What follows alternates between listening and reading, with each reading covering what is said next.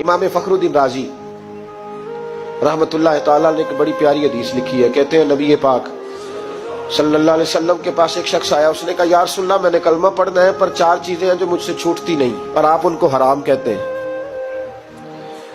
तो हुजूर आप हुक्म करें क्या करूं? फरमाया चल तू बोल वो क्या है। कहने लगा जी मैं शराब का भी आदी हूँ। माज़अल्लाह, बोलिए अस्तगफिरुल्लाह, सारे बोलिए मैं शराब का आदी हूँ, मुझसे छूटती नहीं। और फिर कहने लगे मैं चोरी का भी आदी हूँ, जाती नहीं। और तीसरी बात ये कि मैं माज़अल्लाह सुम्मा माज़अल्लाह जिना का भी आदी हूँ। और चौथी मेरे अंदर बीमारी है कि मैं झूठ बहुत बोलता हूं। ये आदतें छूटती नहीं, मैं इनके होते हुए कलमा कैसे पढ़ूं? आपके दीन में ये शदीद बुरी चीजें और मुझसे छूटती नहीं, तो क्या हुक्म है? मेरे महबूब अलैहिस्सलाम को अल्लाह ने बड़ी हिकमत अता फरमाई, बड़ा नवाजा है नबी पाक ने। हुजूर ने बड़े खूबसूरत जुमले कहे। फरमाया को सौदा कर ले मेरे साथ। अर्ज की हुजूर हुक्म हो। फरमाया चारों में से एक छोड़ दे, कलमा पढ़ ले, सौदा कर ले। कहा हुजूर हुक्म करे कौन सी? सहाबा कहता है अब हम घूम रहे थे कि ये क्या बात है, चारों चीजें हराम में कतई है। हुजूर कहते एक छोड़ दे, मैं एक वादा कर। कहा या रसूलल्लाह हुक्म करे। तो सहाबा कहते हैं अब जब हुजूर ने कहा ना एक छोड़ दे, तो हम फिर तज्जिया कर रहे थे कि शराब बड़ी गंदी है, जिना बड़ा गंद है, चोरी किसी के हक में डाका है, जुल्म है। लेकिन मेरे नबी पाक अलैहिस्सलातु सलाम ने क्या खूबसूरत फरमाया। फरमाया चल तू झूठ छोड़ दे। क्या छोड़ दे? अल्लाहु अकबर। फरमाया झूठ छोड़ दे। अर्ज की बाकी? फरमाया बाकी अल्लाह फजल करने वाला है, तू झूठ छोड़ दे। अब लोग कहते हैं कि हम हैरान थे कि इतनी गंदी चीजें, शराब भी, जिना भी, चोरी भी, और हुजूर ने सिर्फ झूठ छुड़वाया है। वो सरदार कहता है मैं घर गया, शराब की बोतल पे हाथ डालने लगा।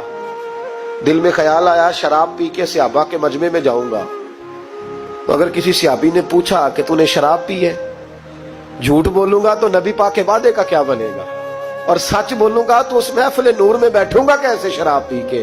कहते 2-3 दफा हाथ बढ़ाया पर मजा नहीं आया।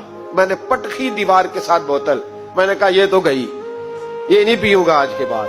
कहते फिर मैं बाहर निकला उस औरत के पास रात गुजारने जहां मुंह काला करना था। कहते हैं जब पहुंचा तो उसने पहला सवाल पूछा, कहने लगी सुना है तू कलमा पढ़ गया है?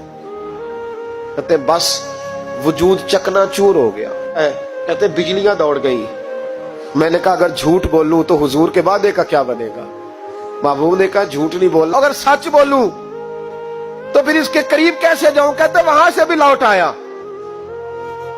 अब मेरी जिना की आदत भी गई।